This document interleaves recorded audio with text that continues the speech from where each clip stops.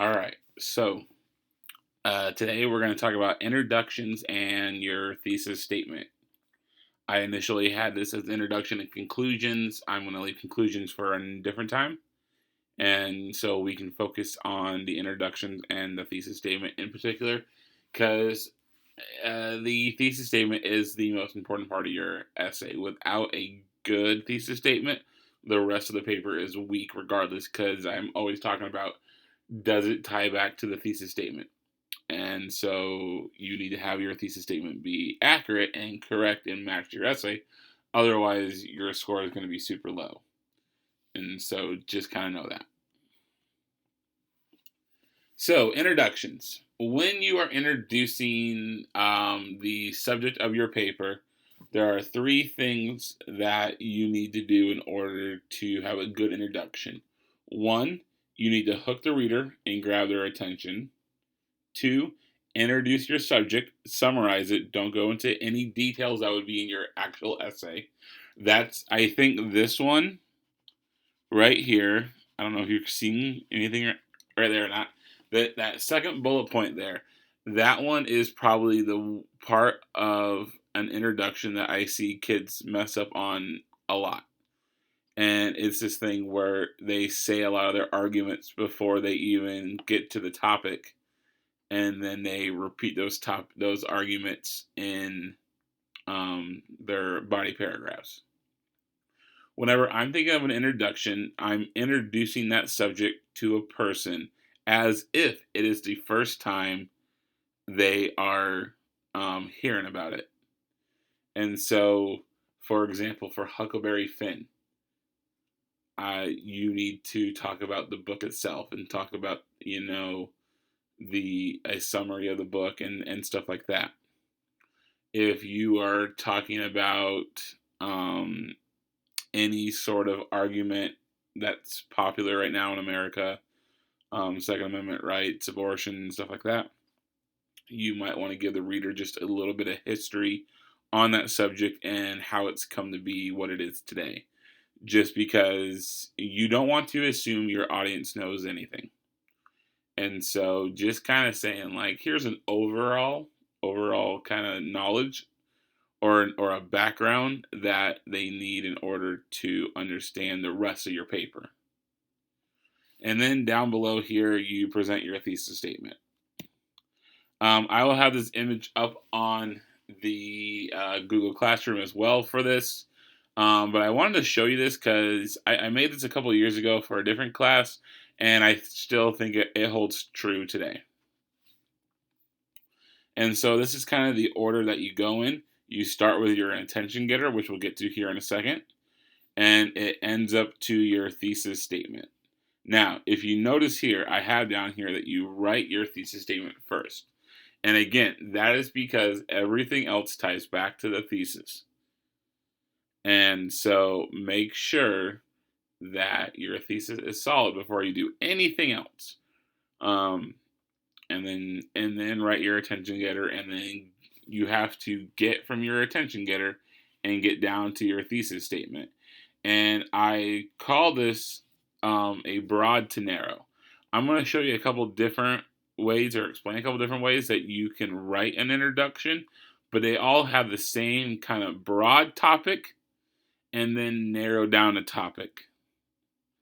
So, for example, if you're going to talk about the Huckleberry Finn book, there are a million different ways that you could go in writing your essay about the book Huck Finn. There's a lot of different arguments that you could make about the book and about the characters and stuff like that. So the broad topic is the book or whatever subject you are writing about. So I don't want to leave it just about literature, but in this case it is literature. If you're writing about gun rights, abortion, gay marriage, stuff like that, that's the broad topic that you're talking about. And then you somehow have to kind of maneuver your way and transition to your main topic. So I'm going from all Huck Finn down to my one particular part, which in this case, it could be the ending. It could be, Twain's motive. It could, something like that. It's a little bit narrower in what you're talking about. And you keep kind of whittling down, because even the ending, you could talk about a lot of different things about the ending. And you keep narrowing it down and narrowing it down to the part that you want to get to. So for this one, for this essay, I would say that this part right here would be Huck Finn, the book itself. And then as you whittle it down, you talk about maybe racism in the book, or you talk about race relations, or you talk about the ending, and then you get to maybe from race relations to the ending, or the ending to race relations, and then that starts to go into your thesis statement. Now, a good ending, it weaves it together, it transitions from one idea to the next, it makes that transition very smooth. I think this part right here is the part that kids get kind of messed up on the most. They're doing a good job up here with the attention getter, they do a good job with the summary, and then they just get down here to the thesis statement, and they don't kind of ease us into it and kind of narrow it down for the reader. So make sure that you're doing that, okay? A couple things here about the thesis statement. It is your opinion or position on a subject. So for us, it's going to be, who does Tom represent? Who does Huck represent? Since it's not 100% fact, that is your opinion technically. You're going to probably state it in a way that makes it sound like it's not a opinion. It makes it sound like it's fact, but it's still your opinion at the end of the day. Same with anything that you would want to do for any of those controversial subjects out there. If you were debating, you would have your position on it and your opinion. You might think you're right, but other people would disagree with you, and that's okay. Make sure that your thesis statement is the central point or main idea of your essay. So for ours, it's going to be pretty easy, because we're talking about Tom Sawyer and Huck Finn, the characters. That's what we're talking about here.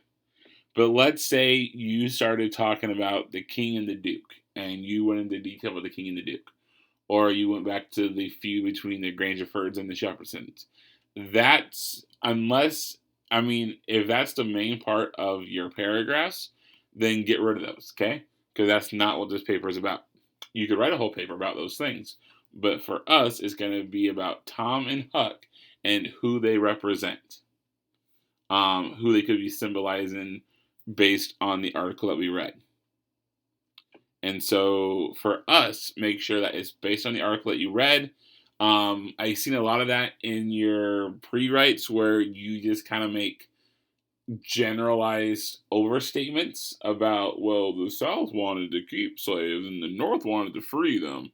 That really wasn't, that was in the article. The South part was. The North, I'm not so sure it was.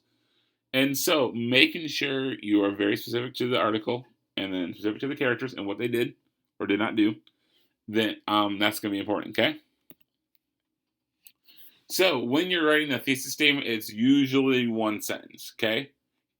For us, keep it one sentence. It's going to be a really easy way to do this, and it is a very simple way to get your point across. A lot of you use two sentences when you don't have to, and so don't do that.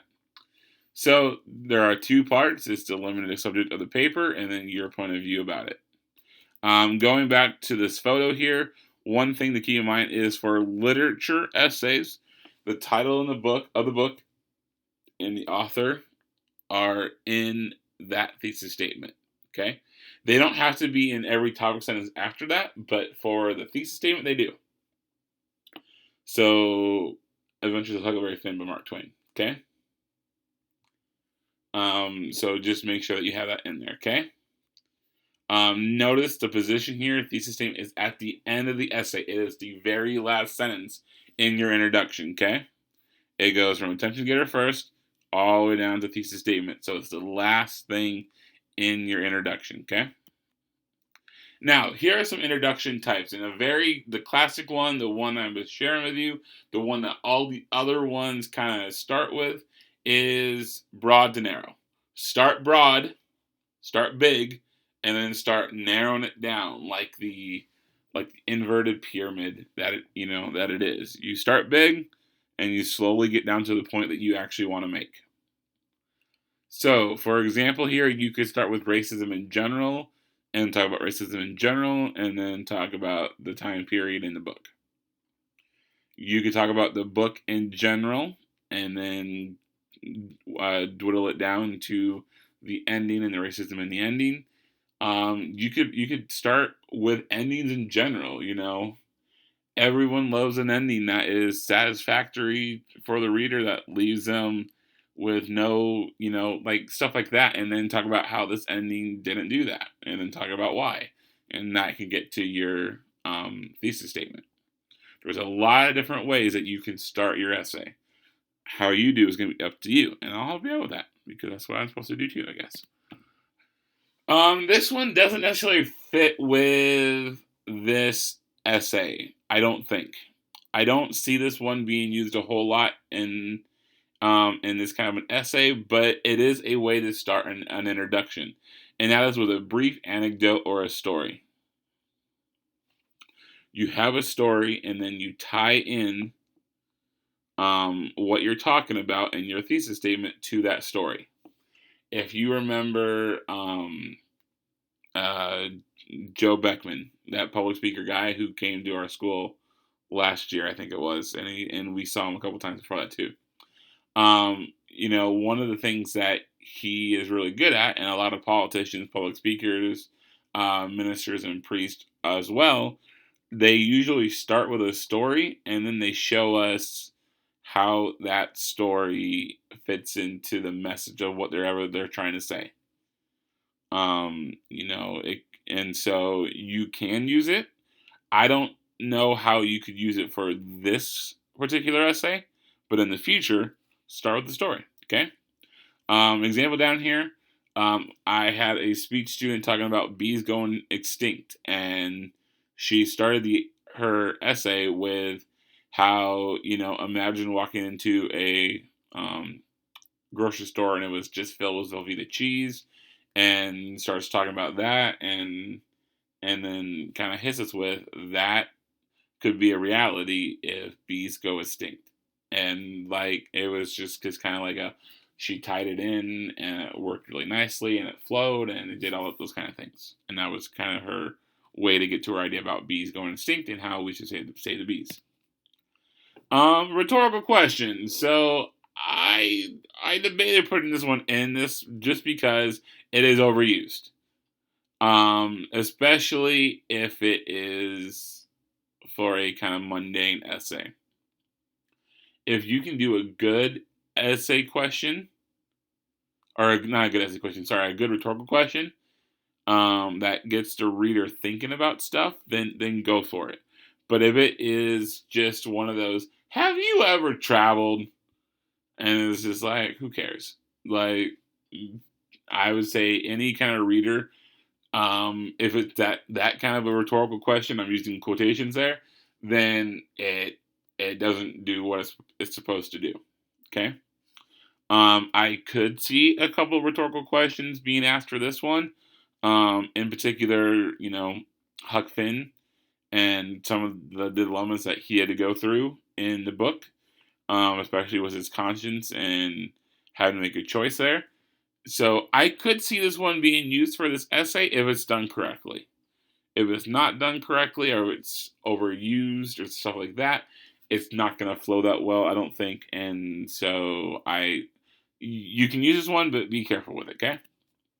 The next one is a quote. Start with a quote. You could go find a Mark Twain quote.